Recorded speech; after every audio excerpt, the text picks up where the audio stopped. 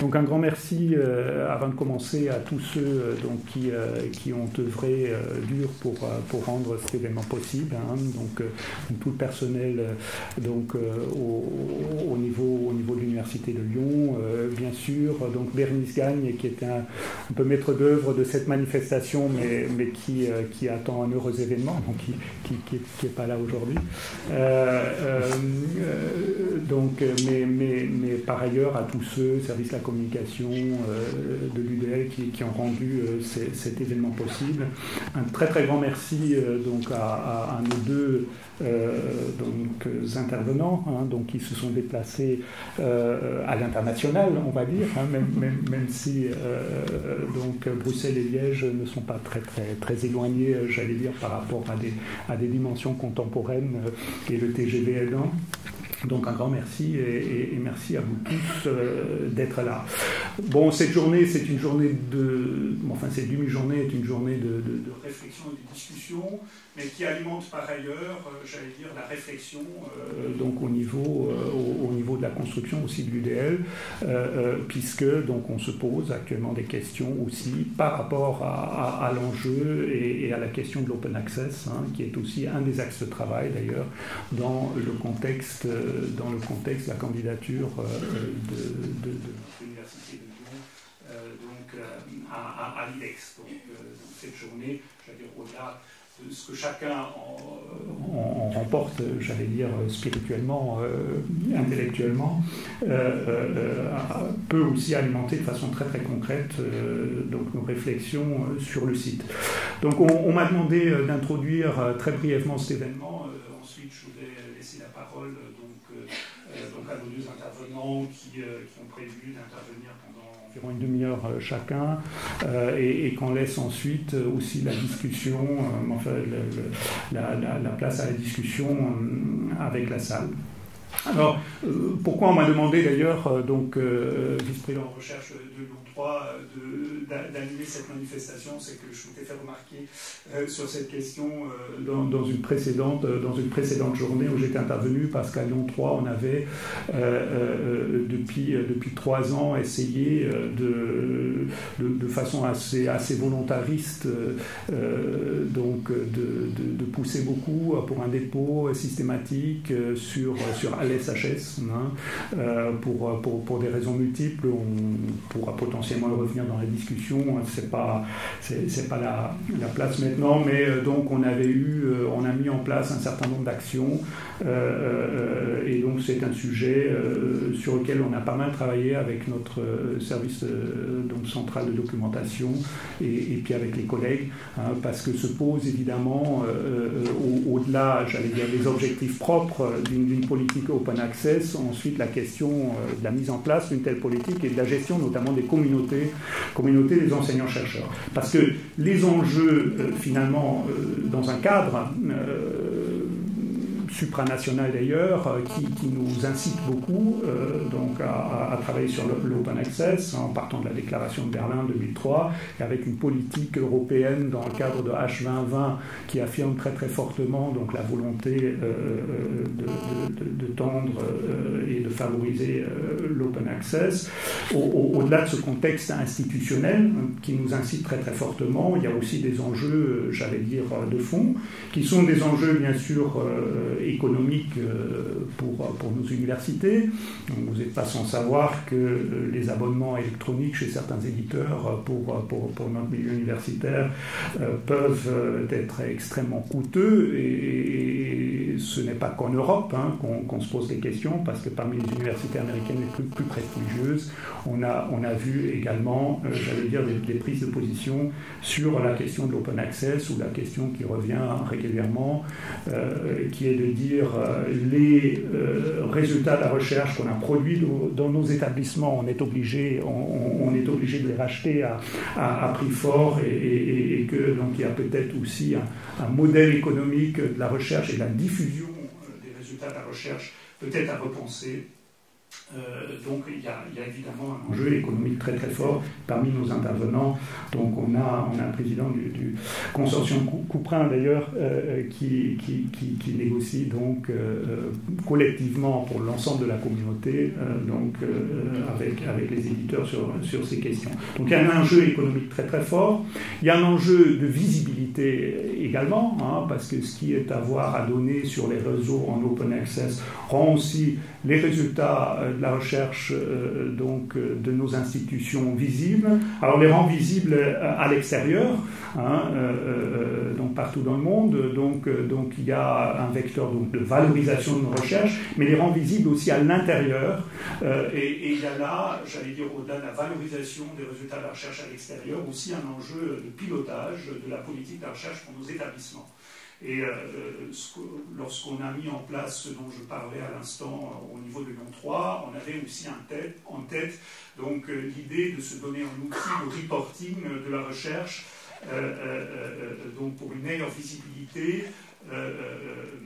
quasiment en temps direct des résultats de la recherche, des publications dans l'établissement et la conjonction avec le fait que le site Lyon-Saint-Étienne passait à l'évaluation HCOS était aussi le bon moment pour convaincre, j'allais dire, les directeurs de laboratoire du bien fondé d'une telle démarche et donc d'avoir des informations donc à jour et de qualité sur la production des membres des laboratoires. Donc, enjeu économique, enjeu de visibilité en externe et en interne, et puis aussi potentiellement un enjeu épistémologique fort, parce que le fait de disposer donc en open access des résultats de la recherche,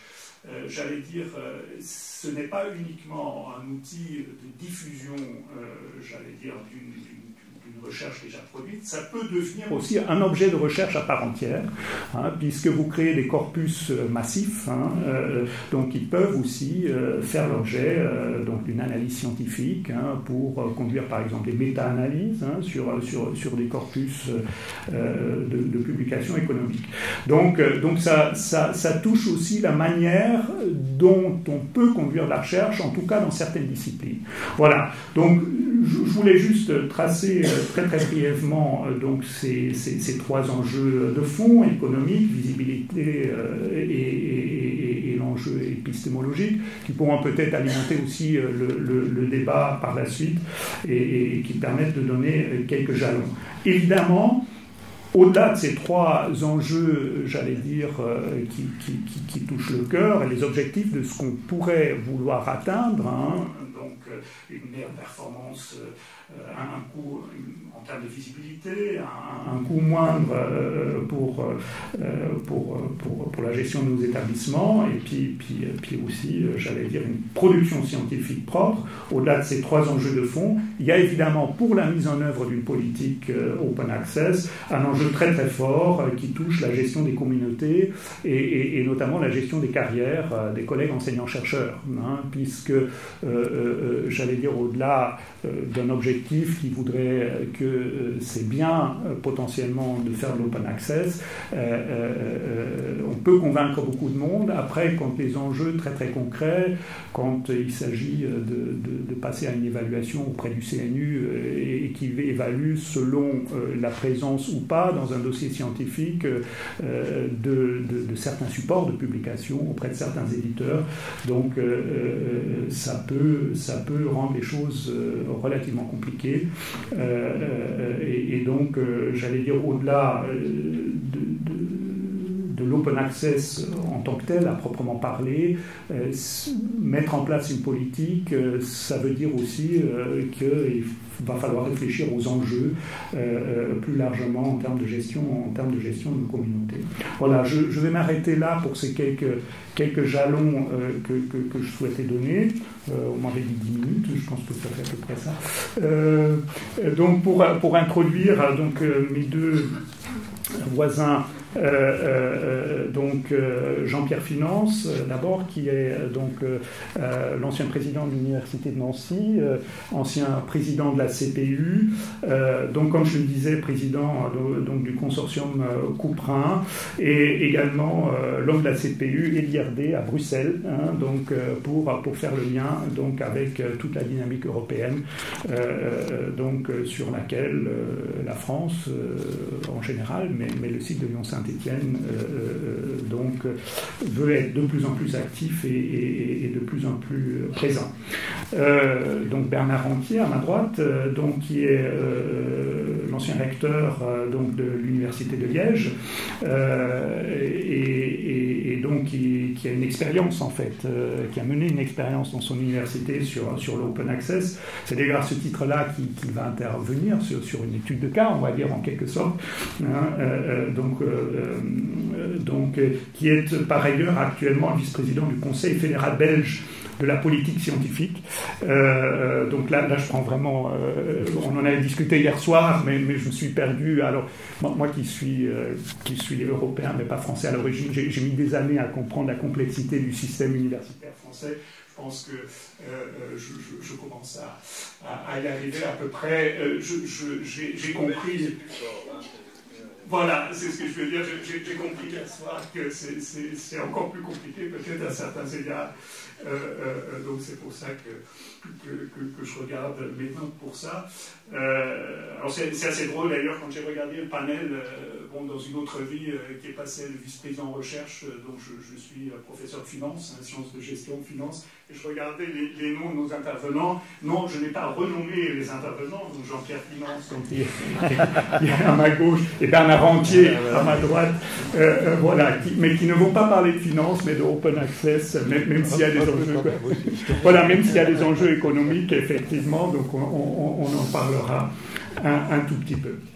Voilà, donc ce qu'on avait dit, c'est que Jean-Pierre Finance interviendrait en premier sur un panorama relativement général, en fait, sur les enjeux, les dynamiques en matière d'open access. Donc ensuite, Bernard Rentier donc, prendra la parole sur un exercice et sur un exemple vécu finalement en grande ampleur, hein, donc à l'échelle d'une université